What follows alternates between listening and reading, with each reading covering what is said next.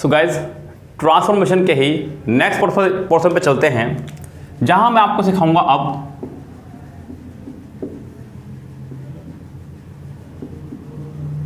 यानी कि superlative type 2। Superlative type 2 देखिएगा, मैंने आपको बताया था कि she is one of the best girls of Saharanpur. She is one of the best girls of Saharanpur, वह सहारनपुर की सबसे अच्छी लड़कियों में से एक है। She is one of the best girls of Saharanpur. तो गाइज यहाँ पे जो एक्स्ट्रा रहा है वो रहा एक तो आपका वन ऑफ और प्लूरल नाउन। प्लूरल नाउन अगर मुझे इसका पॉजिटिव बनाना हो तो मैं इसका पॉजिटिव बनाऊंगा वेरी फ्यू से। किससे बनेगा? Very few. याद रखें ना, वेरी फ्यू डिग्री के बाद वाला सारा। Very few girls of Saharanpur, girls के हिसाब से वर्ब आएगी आपकी आर, और एज तो आना ही आना है। बेस्ट का हो जाएगा good as she, as good as she. और अगर कंपैरेटिव बनाना हो तो इसका बनेगा शी से ही। शी इज बेटर हो जाएगा इसका, बेटर देन। वहां आपने लगाया था एनी अदर, यहां आप लोग लगाएंगे ऑल अदर। क्या लगाएंगे? ऑल अदर या फिर most other. Most other girls of Saharanpur. Guys exam में आपको सेंटेंस बनाने को नहीं आएंगे, ये बात तो सत्य है बिल्कुल। एग्जाम में सेंटेंस बनाने को आपको नहीं आएगा, ना आपको ट्रांसफॉर्म करने को कहेगा सेंटेंस। ये तो मैं आपको सिर्फ for the sake of knowledge पढ़ा रहा हूँ। कल को आपको कोई पड़ोस में बच्चा आ जाए पूछ ले तो कम से कम आप उसको बता सकें, और यहाँ से आपका बेसिक भी मजबूत होगा। गाइस यहाँ पे फिलहाल हम लोग चलते हैं आपके पोर्शन पर, किस तरह सेंटेंस एग्जाम में आएंगे। लेकिन उससे पहले हम लोग यहाँ पे 2-3 सेंटेंस और बना लें, जिससे कि हमें खूब अच्छे से ये स्ट्रक्चर याद हो जाए।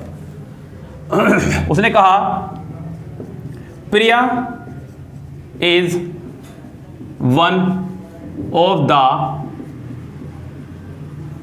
Youngest daughters. Priya is one of the youngest daughter. आप इसको बनाएंगे very few daughters, very few daughters are as young as Priya. और जब इसका आप कंपैरेटिव बनाएंगे तो प्रिया से बनेगा Priya is younger than all other daughters. तो यहां पर कंपैरेटिव जब बना तो आपका प्रिया से बना, हमने लगाया ऑल अदर। एक और देखा सेंटेंस, उसने कहा gold is one of the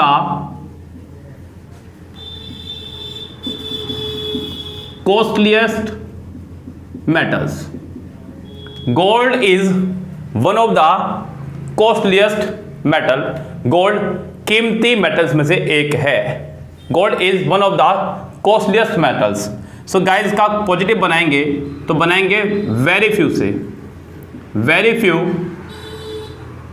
metals are as costly as gold. Very few metal are as costly as gold. और जब कंपैरेटिव बनाएंगे तो बनाएंगे गोल्ड इज कॉस्टलियर देन। अपनी तरफ से आप लोग ऑल अदर या मोस्ट अदर में से कोई भी एक का इस्तेमाल करेंगे। ऑल अदर या most other metals. Gold is costlier then all other या मोस्ट अदर मेटल्स। तो यहां पे आपने ऑल अदर या मोस्ट अदर में से किसी एक का इस्तेमाल किया और सेंटेंस को आपने बनाया। यस गाइस, तो यहां पर फॉर्मेशन तो आपको समझ में आ गया है पूरा कि सेंटेंस बनाना किस तरह से है। अब हम लोग चलते हैं एग्जाम के पॉइंट ऑफ व्यू से कि कंपटीशन में ये सेंटेंस किस तरह से आपको दुखी कर सकता है। गाइस ध्यान रखना, उसने कहा वेरी फ्यू। जब सेंटेंस में वेरी फ्यू होगा तो आप साथ में इसके प्लूरल नाउन और प्लूरल वर्ब का इस्तेमाल करेंगे, और अगर सेंटेंस में नो अदर होगा तो आप सिंगुलर नाउन और सिंगुलर वर्ब का इस्तेमाल करेंगे। ये कंडीशन रही आपके दोनों पॉजिटिव सेंटेंस की। किसकी? पॉजिटिव सेंटेंस की। वेरी फ्यू होगा तो प्लूरल नाउन प्लूरल वर्ब, और नो अदर होगा तो सिंगुलर नाउन और सिंगुलर वर्ब का आप इस्तेमाल करने वाले हैं यहाँ पे। यस गाइस, उसके बाद में ध्यान रखना है यहाँ पे आगे का फॉर्मेशन सेम रहेगा, एज या सो एज में से कोई भी एक, यहाँ पर भी और यहाँ पर भी। एज या सो एज में से कोई भी एक, साथ में पॉजिटिव डिग्री एडजेक्टिव दोनों में रहेगी। यस गाइस, तो ध्यान रखना वेरी फ्यू के साथ में plural noun plural verb, no other के साथ में सिंगुलर नाउन सिंगुलर वर्ब। उसके बाद में हमने कंपैरेटिव का स्ट्रक्चर देखा, तो सब्जेक्ट प्लस वर्ब उसी के हिसाब से ही प्लस कंपैरेटिव डिग्री, और देन आपको अपनी तरफ से लगाना है any other plus singular noun, और अगर यही स्ट्रक्चर सब कुछ रहेगा बस आपको लगाना है all other plus plural noun, या फिर most other plus plural noun. तो यहाँ पे हमने एक चीज़ जान ली बच्चों, यहाँ पे जो मेन चीज़ थी हमें बताने की आपको, वो मैं आपको बता रहा हूँ और बता भी चुका हूँ।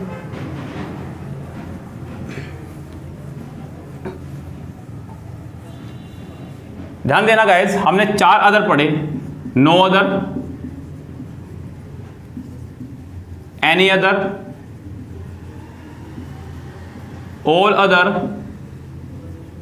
और मोस्ट अदर। ये 4 अदर आप लोगों ने पढ़ लिए, no other, any other, all other, most other. No other आपका इस्तेमाल होगा पॉजिटिव डिग्री में, ये तीनों ही इस्तेमाल होंगे आपके कंपैरेटिव डिग्री में। किसमें? कंपैरेटिव डिग्री में। याद रखना साथ साथ एनी अदर के साथ में सिंगुलर नाउन और इनके साथ में प्लूरल नाउन। बस एक बात का ध्यान रखना गाइस, इनमें से किसी का भी इस्तेमाल आप लोग सुपरलेटिव में नहीं करेंगे। ये चारों के चारों आपके या तो कंपैरेटिव या फिर पॉजिटिव में ही इस्तेमाल होंगे। आप इनका इस्तेमाल सुपरलेटिव में नहीं कर सकते। सुपरलेटिव में इनका यूज देकर के आपको एग्जाम में एरर दी जा सकती हैं गाइस, पहले भी दी गई हैं और आगे भी दी जा सकती हैं, जो तरीका रहा है एग्जामिनर का। उसने कहा dash girls are as busy as you, और उसने आपको ऑप्शन दे दिए, no other, very few, any other,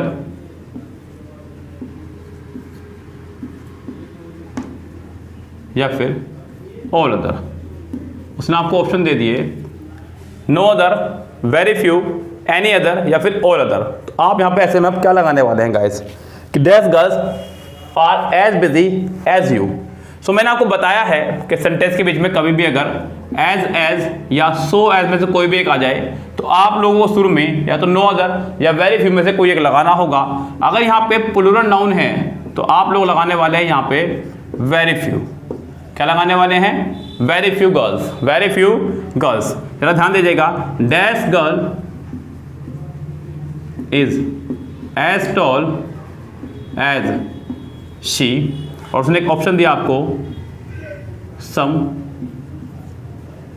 any, no या फिर no other.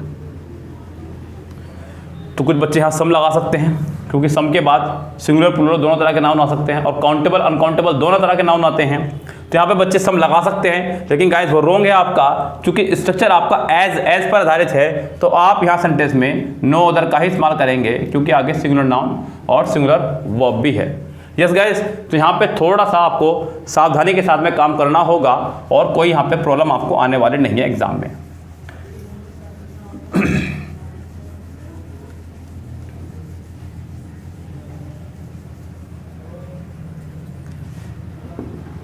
She is better than dash boys। उसने आपको ऑप्शन दिए ऑल,